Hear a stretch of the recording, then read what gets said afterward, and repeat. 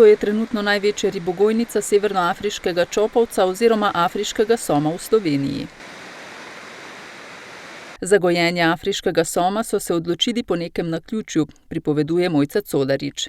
Preko druge dejavnosti, ki jo že dlje časa izvaja njen soprog, sta leta 2015 stopila v stik z avstrijskim partnerjem. On je rabo različne pripomočke, 2 ribogojnice smo mu pomagali postavljati in pol sva midva z možem tako malo otroško naivno v bistvu rekla, pa sej to ni tako zahtevno, če bi prišla nekje do enega vodnega vira, pa bi mi tudi te ribe gojili, ker ni vse skupaj tako težko, ne? In pol se je pojavilo tolele usoda naključje, da smo prišli do te zapuščene kmetije v bistvu, da smo jo kupili, kjer je bil vodni vir in kjer sva midva videla tisti najin milni mehurček in sanje, da bova tudi midva ribogojnico imela. Danes ribogojnica zmore letno pridelavo 100 ton živih rib, sicer pa se ukvarjajo s predelavo ribe.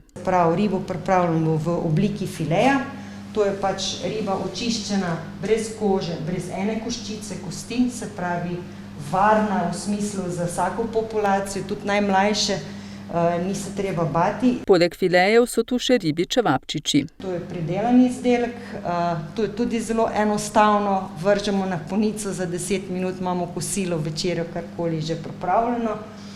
Šolam pripravljamo fileje tudi v obliki kot mletega mesa, ker si potem same pripravljajo ribje polpete ali pa kot ribja haše omake, da se marsikaj narediti, tudi te mlete ribe, bom rekla. V Ribomatu, tako na videmski kot brežiški tržnici, bodo na voljo tudi ribji namazi. Postavili ju bodo v okviru projekta Doživi energijo Save. Res je, da tudi ta situacija, današnja zdajšnja situacija, ni ravno v prid temu, da bi prehitro ali pa da bi hitro prišli do tega, ampak računam, da ne bi, mislim, da že nekje v januarju lahko tole zadevo imeli postavljeno na tržnici.